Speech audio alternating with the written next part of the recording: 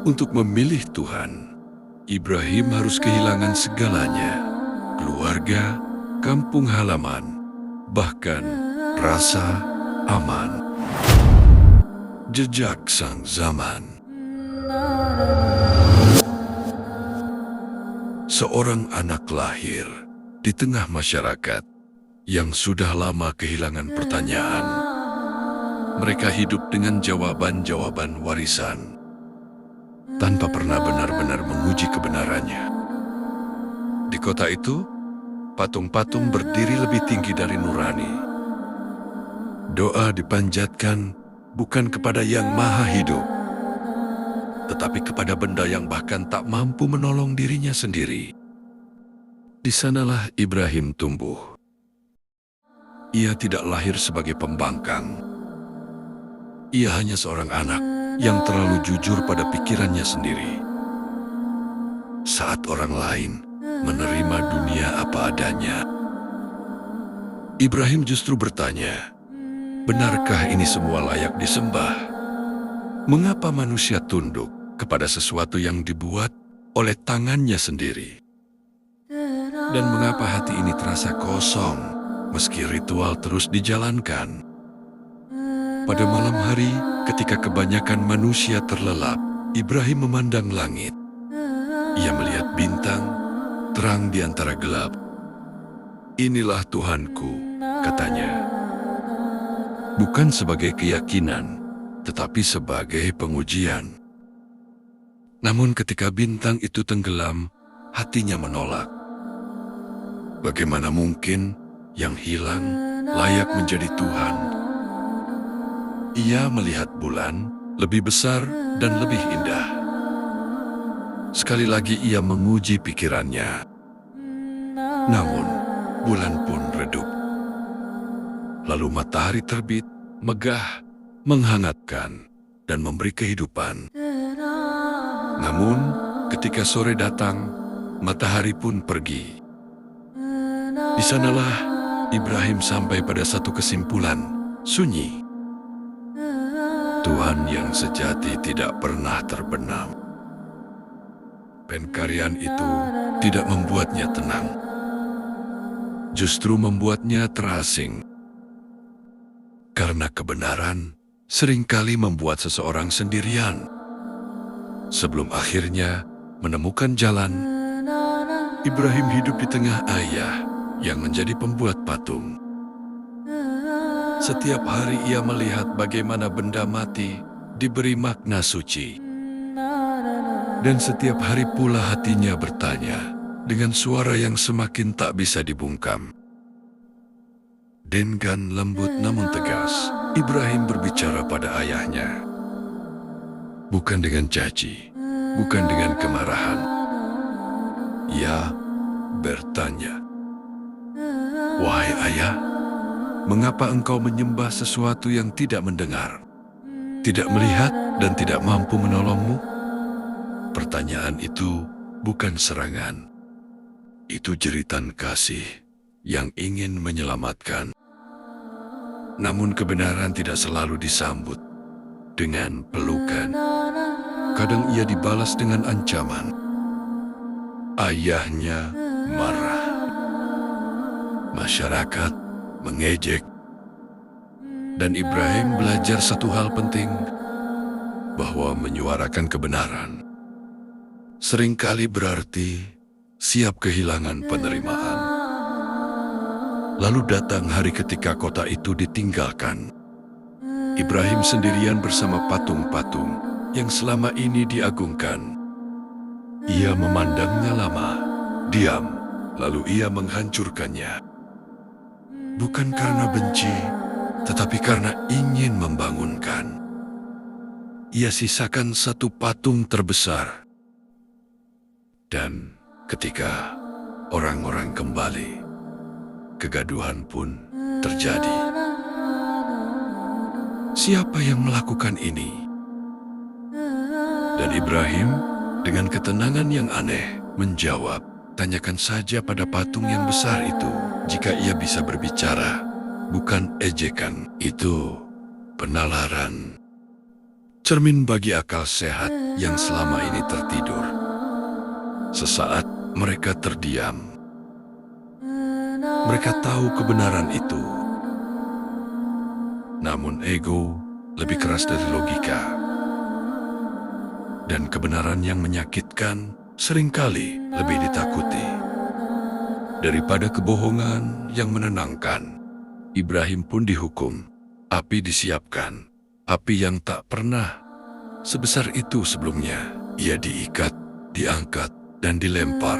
Seorang manusia sendirian menghadapi kematian, tanpa pasukan, tanpa pembela. Apa yang tersisa selain keyakinan? Dan di sanalah keajaiban terjadi. Api menjadi dingin, api menjadi keselamatan. Karena ketika seseorang menyerahkan dirinya sepenuhnya kepada Tuhan, bahkan hukum alam pun tunduk pada izinnya. Ibrahim selamat, namun hidupnya tidak menjadi lebih mudah. Justru sebaliknya, ia diperintahkan meninggalkan tanah kelahirannya, pergi tanpa peta, berjalan hanya dengan iman. Menikah, menua, namun belum juga memiliki anak. Dan penantian itu panjang, sangat panjang. Banyak orang menyerah pada doa yang tak segera terjawab. Namun, Ibrahim tidak. Ia belajar bahwa janji Tuhan tidak pernah terlambat. Hanya sering datang setelah manusia benar-benar siap. Ketika akhirnya Ismail lahir, kebahagiaan itu begitu dalam. Ibrahim diperintahkan meninggalkan Hajar dan Ismail di lembah tandus. Tanpa air, tanpa makanan. Betapa ragu. Seorang ayah yang harus meninggalkan anak tersayang di tempat yang tampak seperti kematian. Demi perintah Tuhan. Namun ujian terbesar justru datang setelahnya. Ibrahim tidak membantah. Ia tahu Tuhan tidak pernah kejam. Dan Hajar, dengan kekuatan yang sering luput dari sejarah, bertanya, apakah ini perintah Tuhan? Ketika Ibrahim mengangguk, Hajar berkata, jika demikian, dia tidak akan menyia-nyiakan kami. Dan benar, di lembah sunyi itu, air Zam-Zam memancar.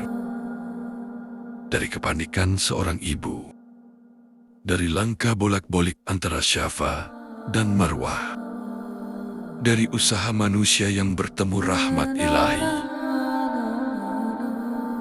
Tahun-tahun berlalu, Ismail tumbuh, dan ujian datang kembali dalam bentuk mimpi.